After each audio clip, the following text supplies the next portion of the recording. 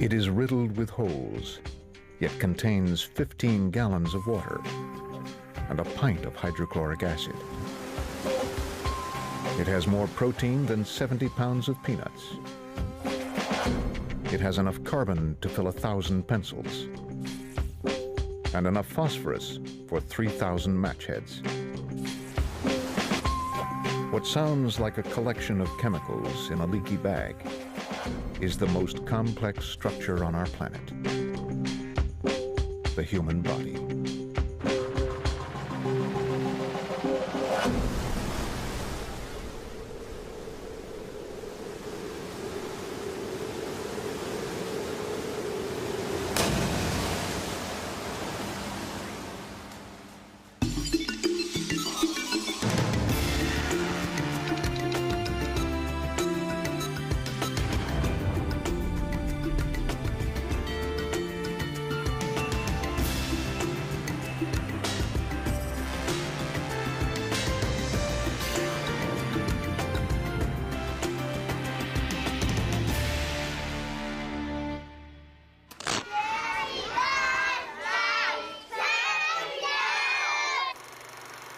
400,000 humans are born every day.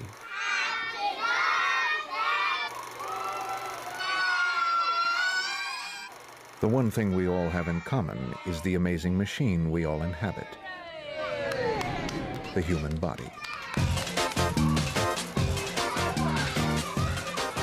In the course of its life, it will breathe 10 million balloons worth of air.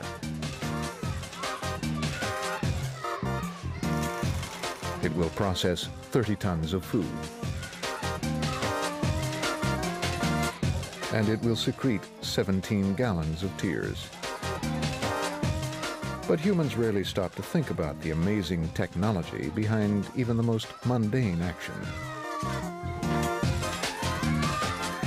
At the very center of the body, for example, is an ingenious structure. It is incredibly strong, yet it is ultralight, so that we can move around freely.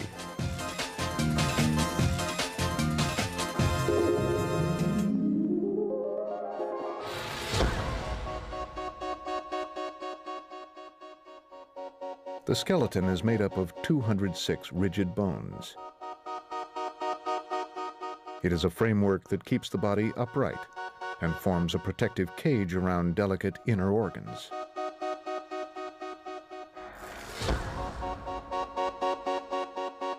The most vulnerable organ in the body gets special attention. The brain is shielded by 22 bones fused together to form a natural crash helmet.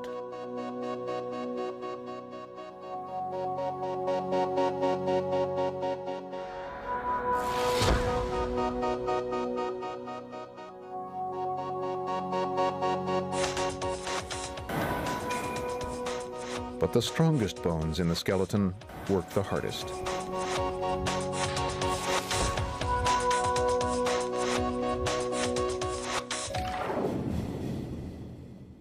As the body lands from an energetic leap, the thigh bones experience an impact of half a ton, a force that would shatter granite. Thigh bones are engineered to survive this kind of treatment. The ends of the bone have a honeycomb structure consisting of struts and arches. These direct the forces of impact into the stronger, more compact middle section. It's this honeycomb structure that makes bone tough, yet light.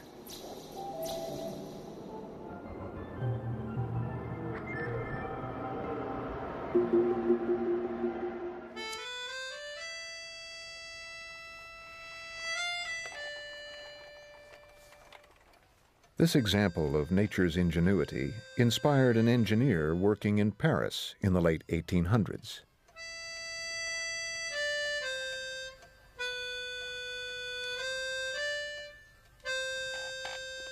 He wanted to build the tallest structure in the world. The strongest material available was iron, but he knew that if he used too much, the structure would collapse under its own weight. Following the blueprint of the thigh bone, the engineer used the iron only where it made the structure stronger.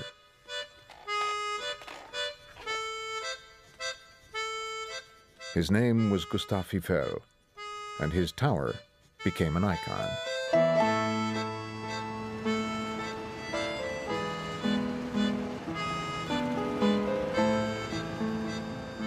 The iron girders in the Eiffel Tower, like the struts and arches in a thigh bone, direct all forces acting on the tower into its strongest parts. The legs.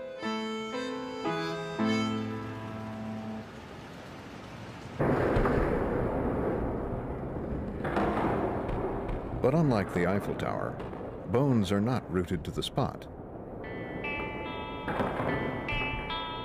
They are constantly on the move and have to cope with all kinds of stresses and strains. Any impact on bone triggers an amazing reaction.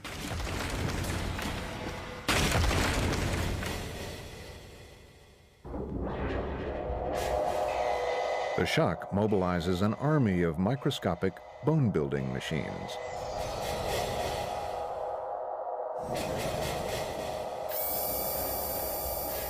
Where stress occurs, these cells excrete a layer of liquid bone. This hardens to strengthen the structure.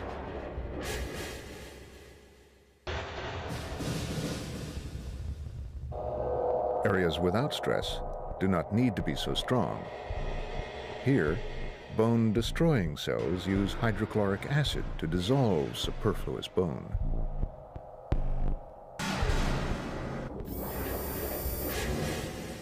Like a team of sculptors, the bone cells constantly remodel the skeleton to make it strong where it has to be and light where it can afford to be. But it's not just the bones of athletes that undergo perpetual change. It happens to all of us. We take around 5 million steps a year, and each one does its share to shape our bones. To every action, there is a reaction. Exercise strengthens the skeleton. Driving a car weakens it. All through their lives, humans thus sculpt their own unique skeletons.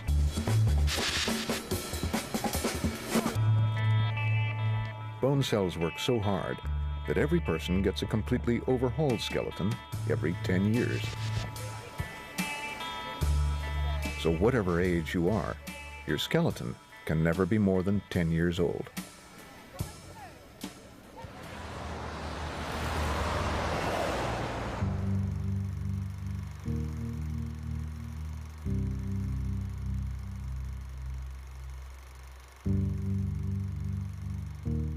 The biggest organ in the body weighs in at about 9 pounds and covers an area of about 20 square feet.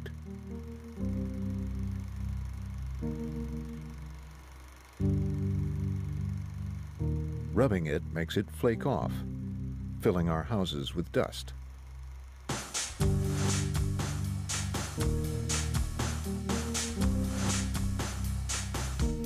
It's the skin.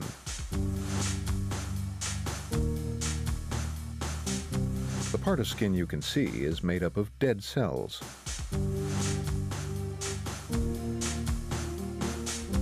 These overlap like tightly packed roof tiles, making the body waterproof.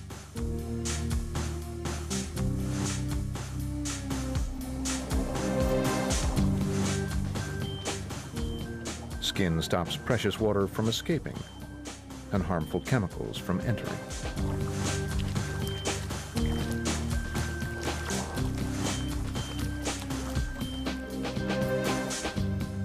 While it is a formidable barrier, skin has to be flexible. Sometimes extremely so. Pregnant women produce a hormone that allows their skin to stretch to twice its size.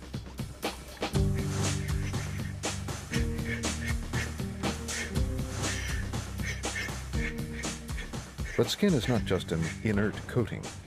It is an active organ with a vital function. Skin keeps the body cool.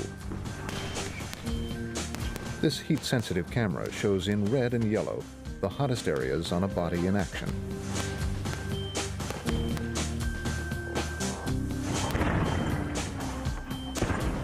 During heavy exercise, muscles generate enough heat to boil several cups of coffee. This heat would easily damage the internal organs unless the body did something about it.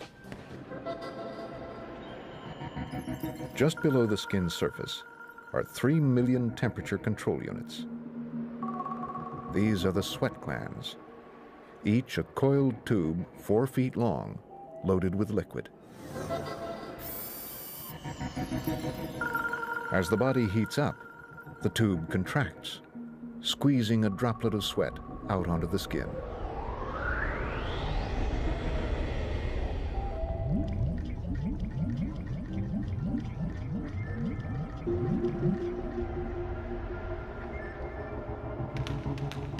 As the sweat evaporates, it draws heat from the skin and cools the body. A body working flat out can expel 2 pints of sweat per hour.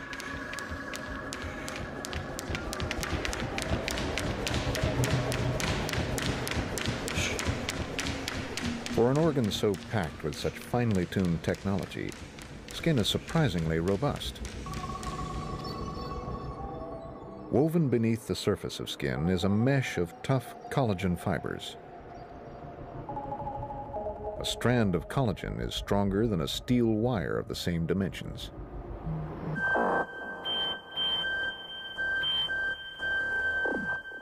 If skin lacks collagen, it is weak. This hardly matters unless it is pushed to its limit. 4 years ago, Billy Schweyer lost his bid for the lightweight championship of the world. His skin let him down. The fight was going really well actually, but unfortunately I got 2 really bad cuts, one over each eye. And unfortunately the referee had to stop the fight at the end of the 8th round. Losing the championship because of cut eyes is a terrible way to lose a championship really, but that's boxing.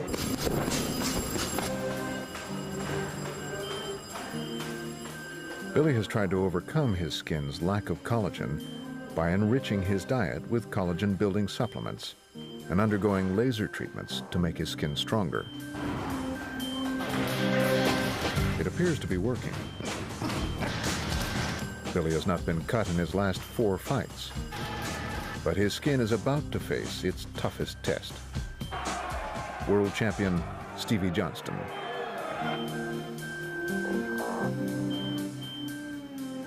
I really do believe that this is my time now, and fingers crossed on the night it'll be okay for me.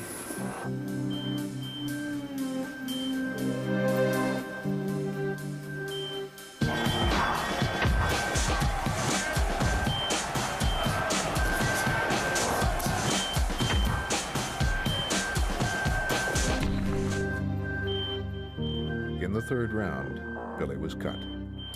He fought on, only to suffer further cuts to his eyes and nose, but these were not serious enough to stop the fight. Billy went the full distance, but lost to the champion on points.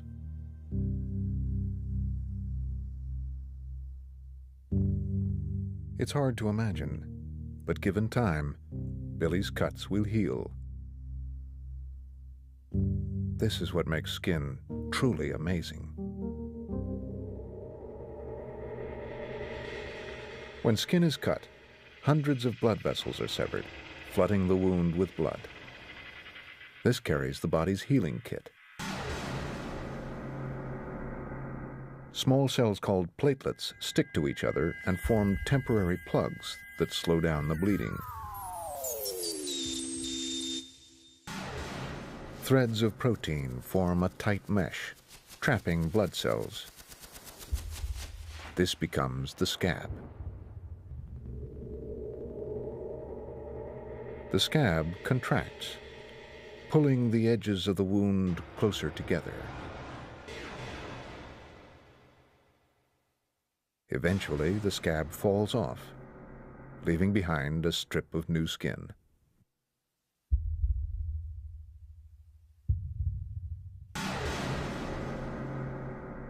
This is Billy 3 months after the fight.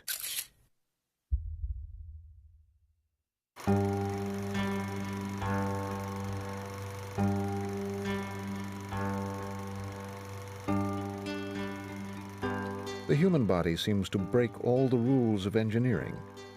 It is top-heavy, yet balances on just a few square inches of flesh and bone. This is why we have developed a clever system to keep us upright.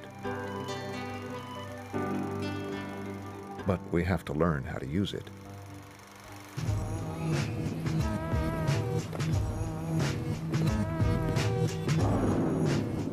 Once the basics are mastered, we can push our balance organs to the edge.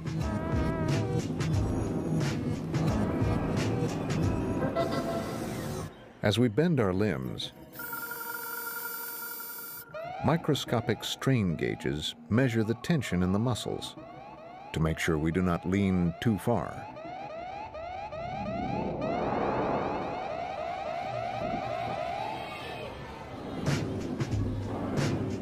The eyes lock on to familiar references, like the horizon, to judge which way the body is leaning.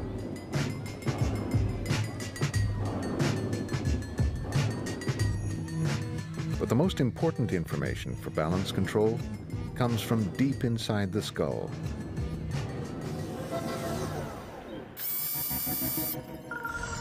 At the very center of the inner ear are two tiny sac-like organs.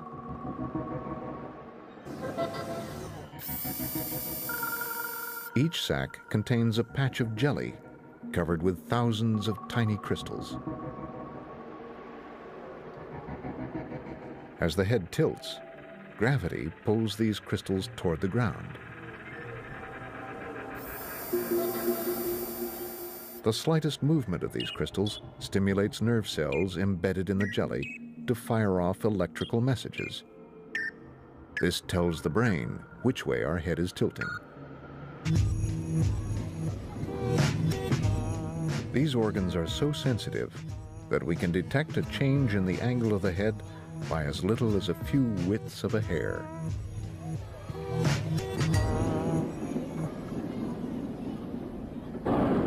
The one limitation of the balance system is that it needs gravity to work. We have main engine start, 4, 3, 2, 1. We have booster ignition and liftoff. Roll program. When we venture into space, we start to experience problems. Course heading northeast. Vertical and horizontal reference points are not where the eyes expect them to be. The strain gauges in muscles experience less resistance than they are used to, and without gravity to pull on them, the crystals in the inner ear stop sending accurate information. As a result, the balance system goes awry. It is an experience all too familiar for Dr. Ellen Baker, a medic on 3 space shuttle missions. Until you're really weightless, you just don't know what it's going to be like. You don't know how your body's going to react. You don't know how you're going to adjust when your world is turned in any number of directions. But it's very exciting. If I could have my patient, please. And I think as the mission goes on, you find your feet are facing the floor less and less often. It looks okay. Astronauts eventually adapt to their balance sensors, giving them confusing and unfamiliar information. After a short time in space, the human body actually forgets how to deal with gravity, and instead learns how to balance and move around without it.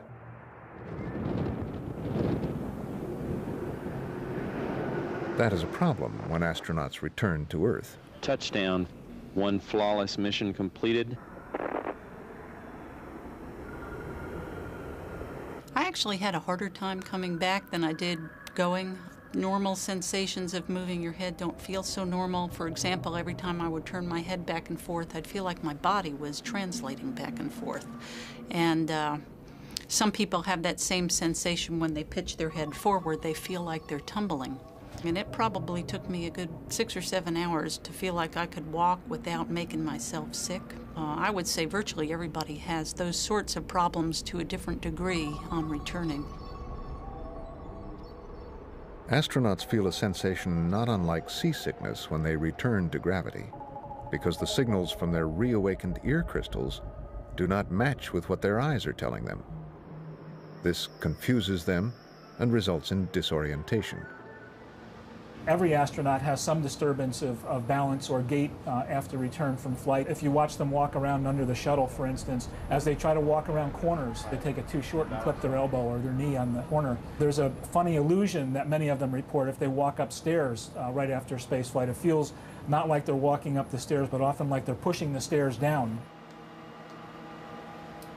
After landing, astronauts are tested for balance in a computer-controlled booth. This test, please keep your eyes open and try to maintain an upright stance. Here we go.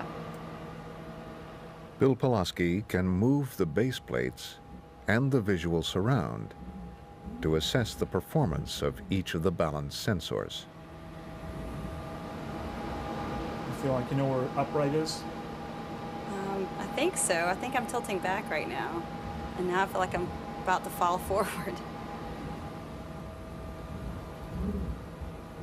He has found that the inner ear organ is impaired the most. Okay. Wow. Good. You all right? Yeah, I'm fine. Okay. The longer a human spends in weightlessness, the longer it takes the body to readapt to gravity. It can take weeks for an astronaut to get over the nausea and disorientation.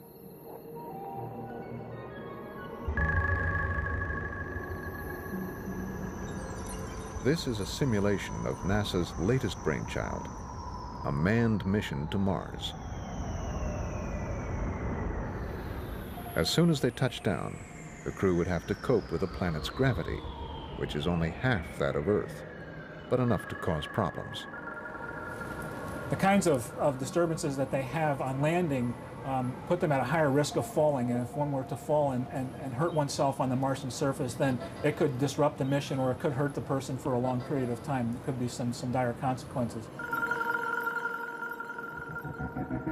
With the nearest hospital 6 months away, any injury would be catastrophic. NASA wants to solve the balance problem by reminding astronauts what gravity feels like. They plan to dose them with artificial gravity by spinning them in a centrifuge for short periods during the flight.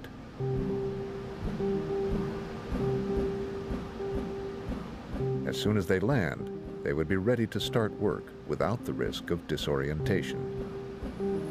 When we provide this therapy, then when they arrived at the Martian surface, they'd probably be able to get up and just go, rather than have to wait for 2 to 4 weeks before they could adapt to that environment.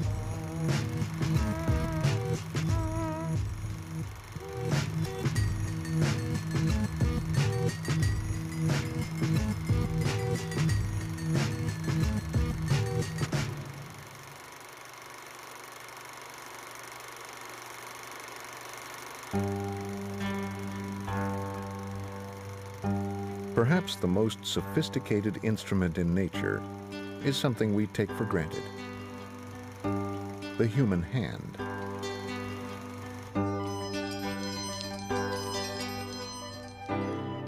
We only consider it when it needs maintenance, but the hand is a remarkable piece of mechanical engineering.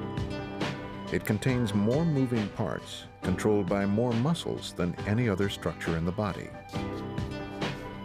This is why the hand can perform such an enormous variety of movements. It is capable of both brute force and incredible finesse. But the hand has not always been so versatile.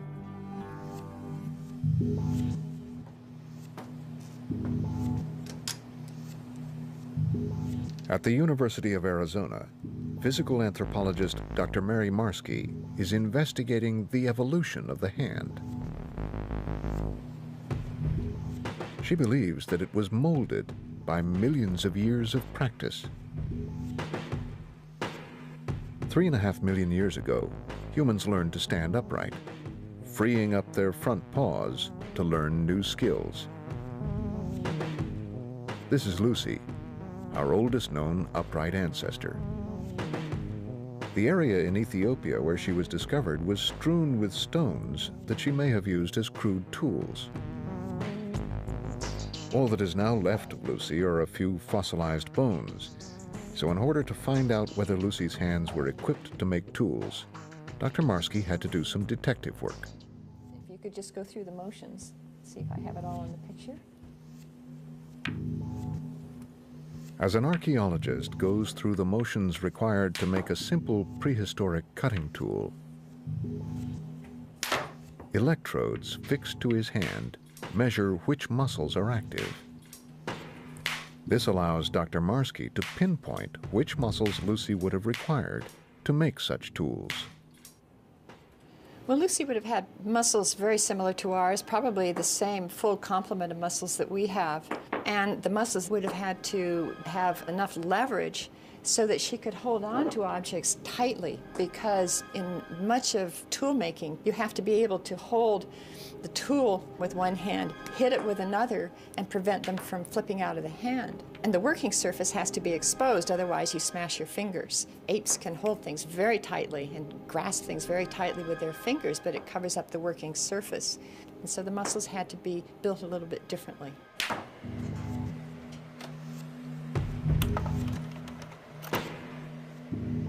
By taking close-up photographs of Lucy's finger bones, Dr. Marski is able to reconstruct a three-dimensional image of the joint surfaces. From the shape and curvature that was revealed, she is able to judge the amount of movement Lucy's fingers may have had. Well, Lucy doesn't seem to have had so much of a range of movement for her little finger, especially in the palm of the hand, coming toward the thumb. All right, we're going to do clubbing. And this might have had an effect on her ability to get a good grasp of cylindrical objects like bones that she might have used for pounding or clubbing. On the other hand, she had some features which she shared exclusively with modern humans. And these features provide a little give at the base of the index finger, allowing it to be pulled over toward the thumb, so that we think that she would have had the ability for a good, well-controlled three-jaw chuck grip of something like stones that she could have thrown.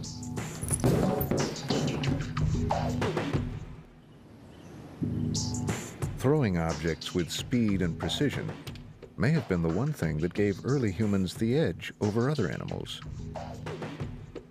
This ability meant that any predator would have thought twice about attacking Lucy or her kind.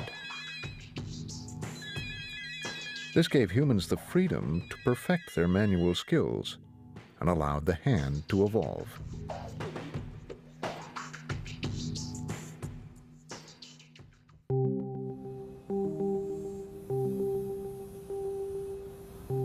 Engineers at NASA have achieved in 5 years what took nature millions of years to accomplish. They have built a robotic hand that can do almost everything the human hand can do.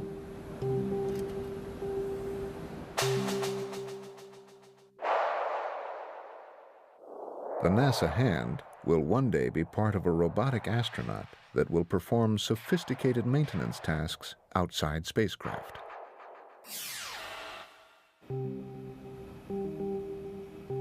It takes a bank of computers merely to control the mechanical components of the hand. But it needs an even more sophisticated piece of hardware to guide it by remote control: a human brain. There are an infinite number of possible situations that the hand needs to cope with. This enormous task leaves even the most powerful computers stranded.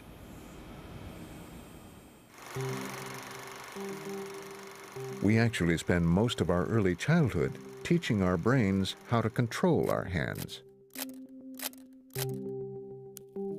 Just to open a tin can, the brain has to send millions of nerve signals to the hands every second, while it simultaneously coordinates a multitude of other bodily functions.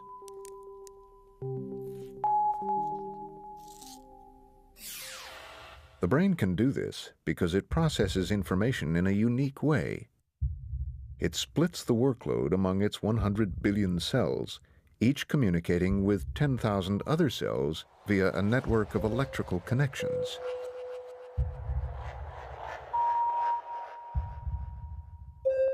To get an idea of the scale of this system, imagine making a phone call.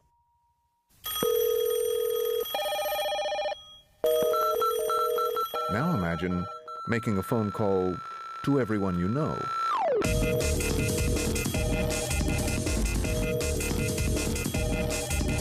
Now imagine every citizen in a city as big as New York calling every single name listed in the telephone directory.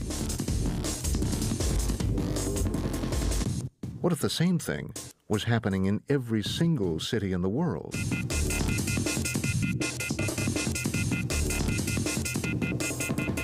How long would it take? How many connections would that amount to? It's getting close to the number of connections the brain can activate per second. And it makes them quietly. But the brain is not confined to the 85 cubic inches of space inside the skull.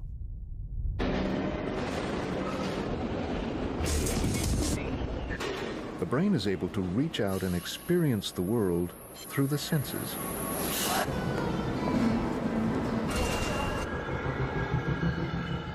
The sense of touch calls on 5 million powerful sensors sprouting from the skin. Each hair has a nerve at its root, so sensitive it is sparked by the slightest pressure. A mote of dust is all it takes.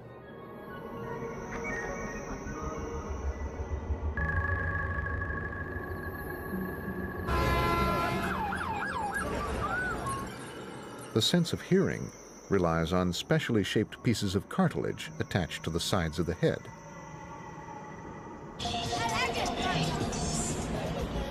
The ridges and hollows of the ear vibrate at different frequencies according to the location of the sound source.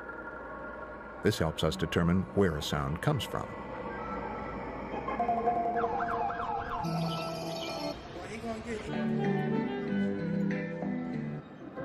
The surface of the tongue is dotted with 9,000 chemical detectors. These taste buds require just a few molecules of a substance to detect whether it's bitter, salty, sour, or sweet.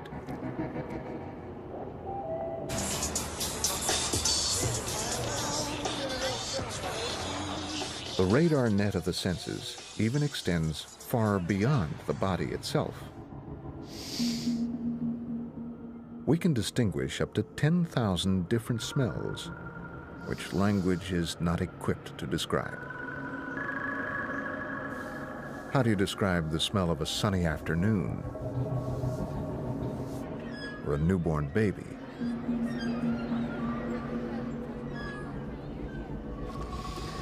We are literally bathed in smells, as odor molecules are floating around us all the time. Every breath draws millions of these molecules up into the nostril.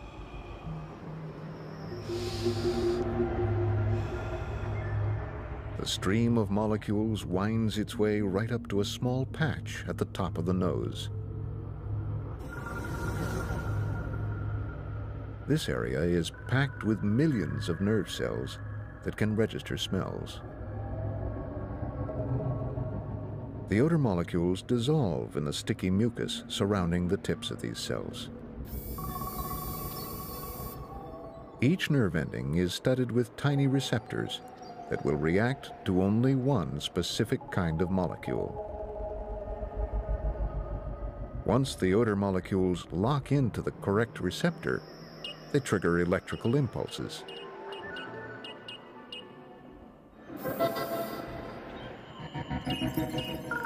These signals feed straight into the brain area that controls emotion and memory. That explains why smells are so good at bringing back memories and influencing our mood.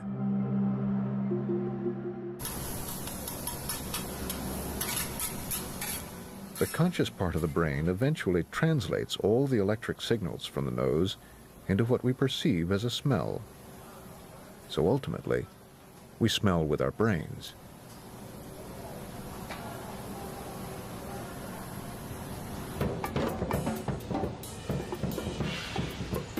The brain plays an equally important role in sight. More space in the brain is devoted to vision than to all the other senses put together. A picture hitting the retina triggers a wave of electrical activity which travels through the optic nerve to the brain. Within fractions of a second, the brain neatly divides this electric storm into separate chunks of information. For color, edge, form, movement, or depth. Eventually, the brain rebuilds the separate elements into a picture we can understand.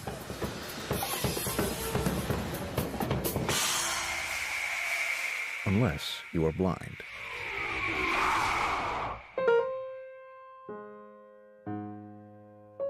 Neurobiologist John Cronley Dillon is trying to do something that sounds like a miracle: make blind people see. His inspiration came from an unlikely source. It was found quite a long time ago that if you'd cut an optic nerve of a goldfish and you waited a few months, it would regrow. The million or so nerve fibers that had been severed would home back into the brain and connect up within the brain. And the question is, why can the goldfish do it and we can't do it? There are a lot of laboratories all over the world that are looking at this problem. And in fact, it looks as if we may be able to stimulate the growth, and it's very encouraging, but it's still a long way off. Professor Cronley Dillon's aim is to come up with an alternative system. He believes that the part of the brain that is normally used for vision can be retrained to adapt to extra auditory input. The boundaries between the different senses may not be as sharply demarcated as we've always thought would be the case. There are certain visual areas of the brain that receive input from the auditory system. At the University of Manchester, Cronley Dillon is attempting to teach his blind subjects to recognize pictures by their sound. Like this fish, or this horse. He gives horizontal lines one sound, the pitch depending on its height. Verticals another, diagonals another.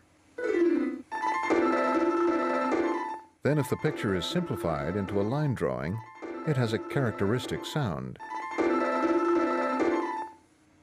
The picture can be split into simple sections or played as a whole. Right, well, I've got a number of images of scenes taken in this area, but what I'm going to do is to let you listen to the whole sound signature for the whole scene.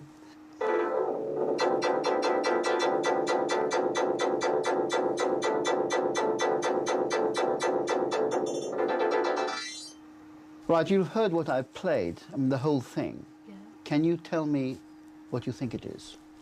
I think the major part of the picture is a big building, because you can hear all those verticals, and they're the signatures for many windows. That's right. The other thing, on the left and the right of it, must be in the foreground, because they seem even bigger in some senses. So I guess the tree must be on the right, must be in the front of the picture. And on the left-hand side, could it possibly be the outline of another building, perhaps? Yes, that's right.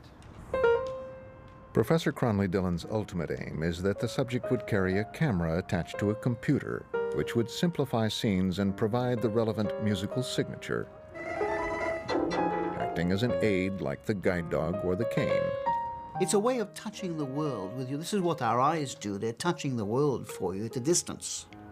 Now, it's true that touch does that, but with a cane, you're limited to within arm's length. We see it as providing information which is not at the present available to a blind person.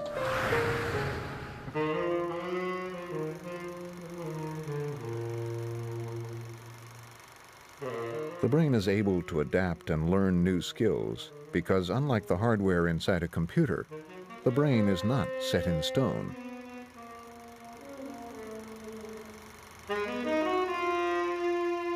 It is of an almost fluid nature.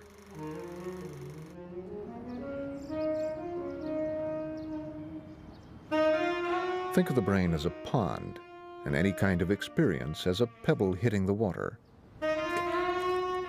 Waves of electrical activities spread out through the brain like ripples on the pond. Different ripples merge and form new patterns. The surface of the pond changes all the time.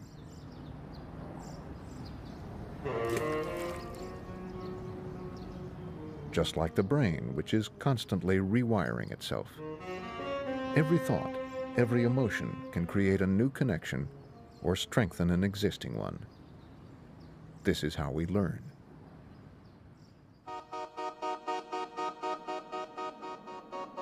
Behind all of this activity is an army of microscopic machines, responsible not only for the brain's actions, but for every process within the body.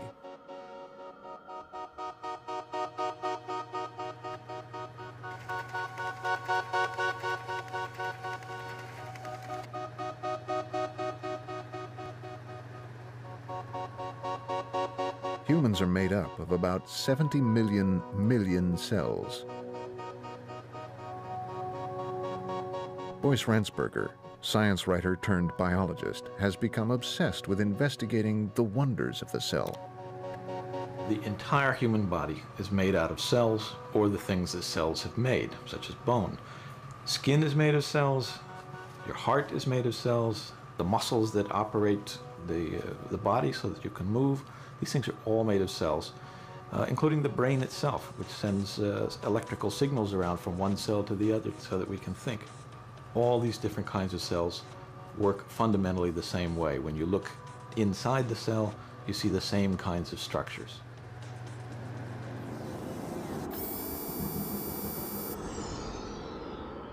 Inside a single cell, there are hundreds of microscopic power stations, protein factories, recycling plants, and transport highways. The nucleus is the control center of the cell. It contains DNA, the blueprint of life that tells a cell how to assemble its infrastructure. The outer wall of the cell allows it to take in the raw materials it needs to stay alive. Cells trap these materials from the outside and package them into tiny cargo bubbles called vesicles. The bubble hitches a ride on a motor no bigger than a molecule, which latches on to one of the miniature monorail tracks that form the cell's transport network.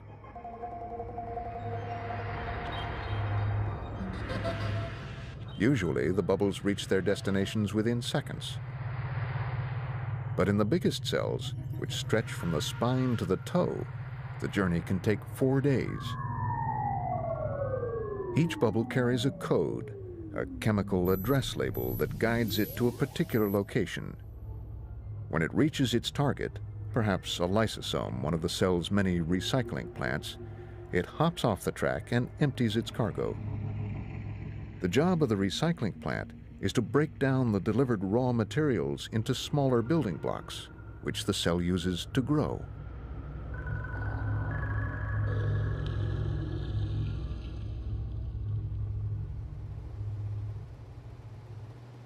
The instructions that are in the cells, starting in embryonic development, tell each cell how to change to take on a new function. Also, the cells monitor the activities going on. If there's a wound, the cells can sense that, and they will send out the message to other cells to come and repair the damage. So all of this keeps the whole body on a kind of an even keel.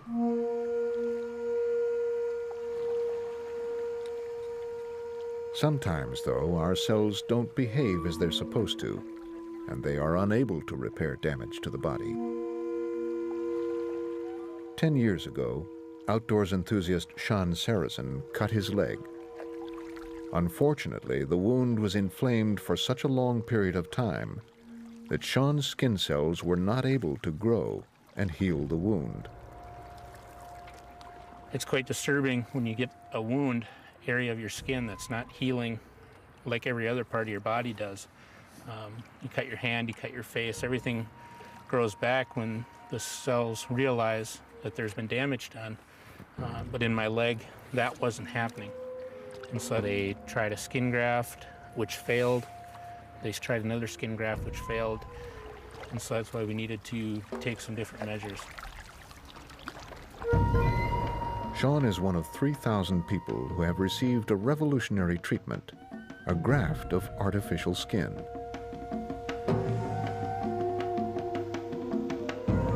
Scientists from biotech companies have harnessed the power of the cell to grow tissue from scratch.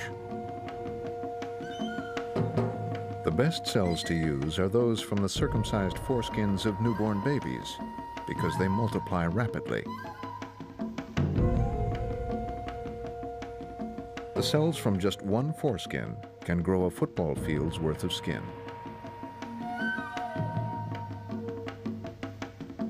This is a sample of the latest generation of factory-grown skin called Apligraf. It has neither hair nor sweat glands, but it is teeming with young, vigorous cells.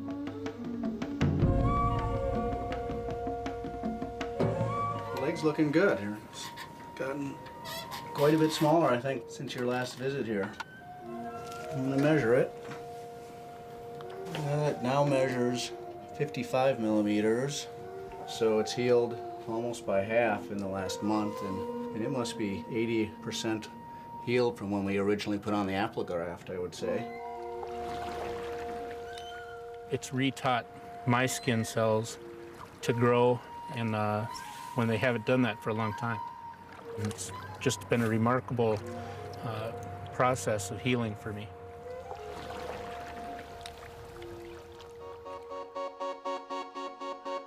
It seems that cells really are the fundamental building blocks of life.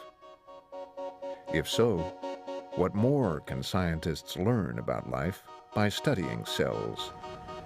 Everything we've looked at turns out to be explainable and understandable in terms of chemistry and physics. So the next question is, what about consciousness? You know, this seems like such a mysterious thing.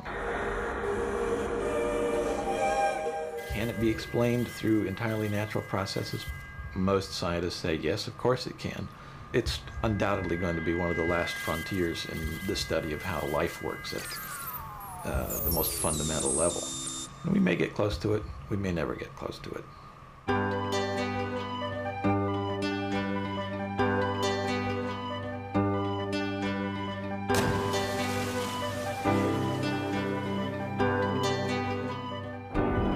Could it be that our incredible bodies are no more than the result of physics and chemistry? Even if one day our very thoughts could be explained in terms of cells and molecules, there is something that lies beyond the realm of science. Quite simply, how we live our lives. Our experiences and memories really make us who we are. Unique inhabitants of nature's most complex machine, the human body.